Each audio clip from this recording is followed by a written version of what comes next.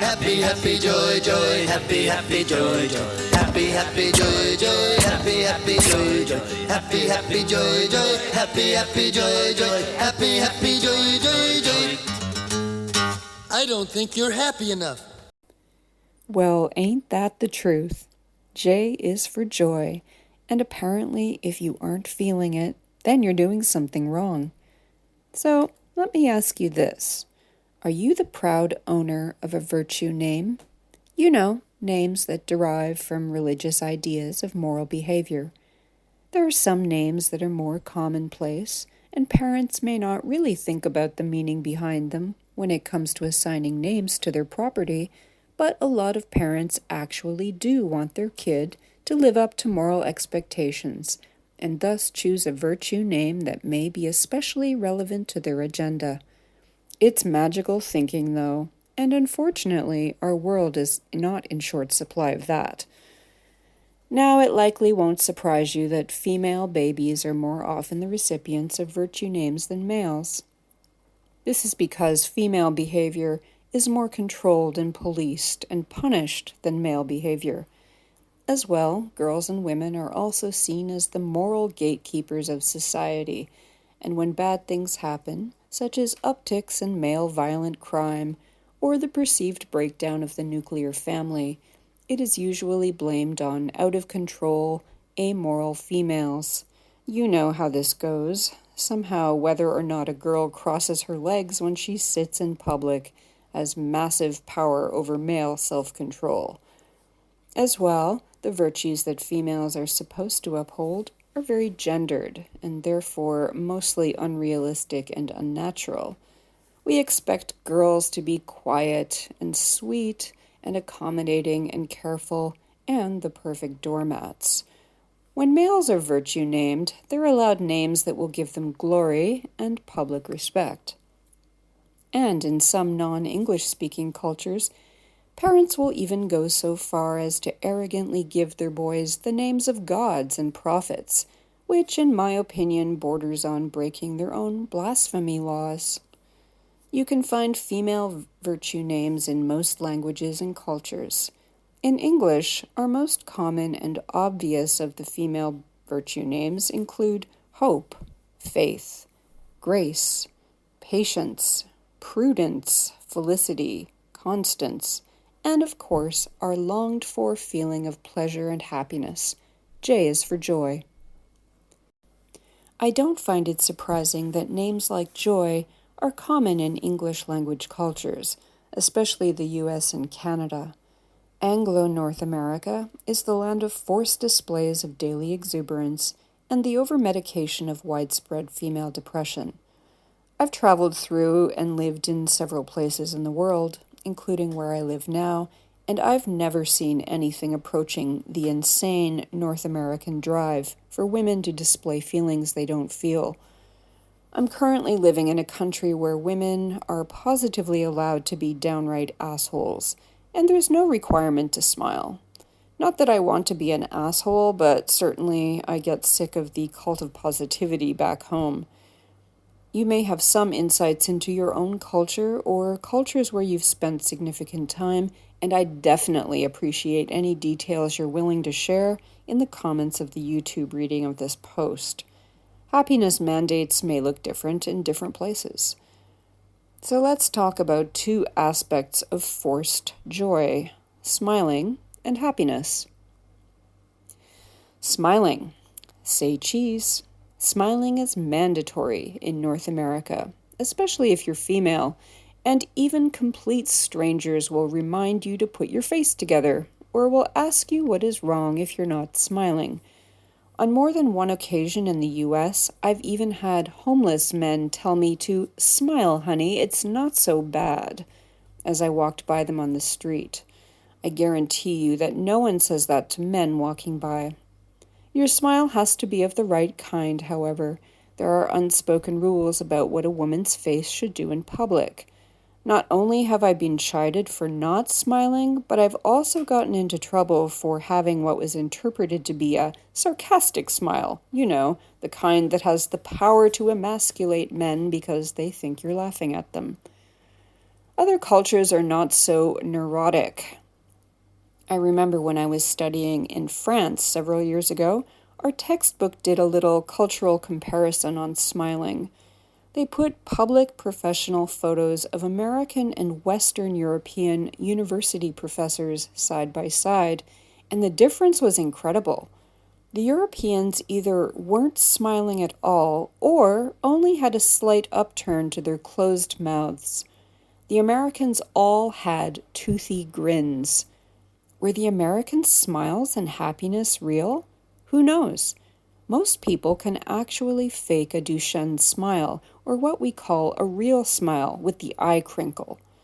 Perhaps the question is not whether the smile is real, but whether smiling is an indicator of joy, or whether it's just a culture-specific behavior without much meaning. The smiles may be disconcerting to outsiders, but I find the scowls of Asia and Eastern Europe to be off-putting as well, even if they too don't mean anything. Now, strangely, smiling is also a racist, sexist requirement if you work as a teacher in non-Western countries. White female teachers are absolutely required to smile constantly, even if smiling is not a cultural custom.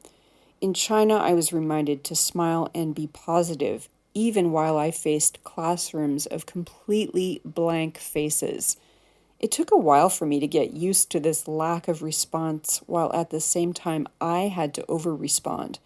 And to an introvert, it was exhausting to force energy into something I wasn't feeling at all. My experience in Asia completely changed the way I compose my face, and I wrote about this back in 2016 in How I Lost My Smile. I think I used to be more of a natural smiler, as far as women's behavior can be natural in this world, but Asia kicked it out of me. Daily misery, accompanied by forced displays of happiness, brought my wasted energy to the forefront of my thinking. Happiness. In North America, regardless of how we compose our faces, we women are expected to be happy 24/7.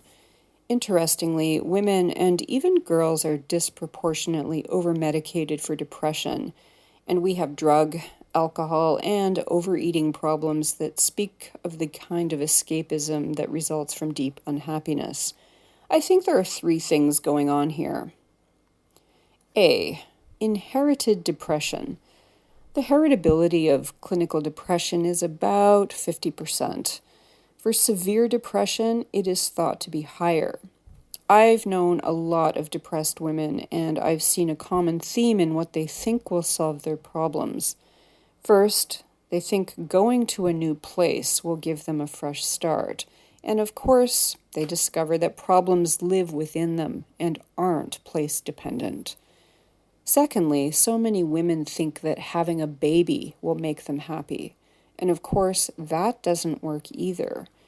I am of the unpopular opinion that people with mental health problems should not breed. I mean, I'm an anti-natalist as it is, and I don't think any woman is either natural or healthy enough to affect a child positively. But if you have serious problems, you risk passing those problems on to your children, and you probably aren't going to make a great parent anyway because of your issues. B. Patriarchal depression. Even though the world acknowledges that females suffer from depression more often than males, it is written off as some kind of female weakness. It's biological or something. Yes, major depression can be inherited, but what about the majority of women who seem to experience chronic, low-grade depression? You probably know what I'm talking about. This is not the depression that prevents you from getting out of bed.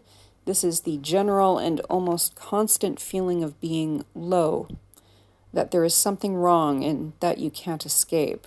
It's usually just passed off as female suffering, but which I believe is wholly unnatural. I don't think that suffering is a necessary part of the human female condition. I argue that patriarchy causes widespread female suffering, forces women to accept it, and then forces women to pretend to be happy. And in countries such as the US and Canada, where pretending has to be over the top and very public, What female wouldn't be depressed simply because of sheer emotional exhaustion? C. Misdiagnosis and pathologizing. This is a huge topic, and other feminists tackle different aspects of how the medical industrial complex hurts women. What I will say here is that depression is often a symptom of something bigger, not an illness in and of itself, but it is treated as an illness. Women and girls reacting negatively, and I would say normally and naturally, to patriarchy are seen as sick. If you, as a female, don't embrace your role as a male plaything with gratitude and joy, then you are sick. Instead of removing the XY, which is the parasite or infection causing the depression, doctors will pathologize you and pump you full of medication. But the problem is never solved, and you can't figure out why you are so defective. Personally, I think your depression is a sign that your body and mind are behaving normally and naturally to an attack. It's just that you will never be validated, and the true problem will never be correctly named or dealt with. In conclusion, I propose a new set of virtue names. Tomorrow's girls shall be called separatist, emasculator, truth, judgment, child-free. Aren't these valiant and idealistic qualities for our future builders? And while I jest, are these names any more ridiculous than calling a girl prudence, or chastity, or faith, or even joy? And if you think they are, then maybe ask yourself why. Shiny, happy people hold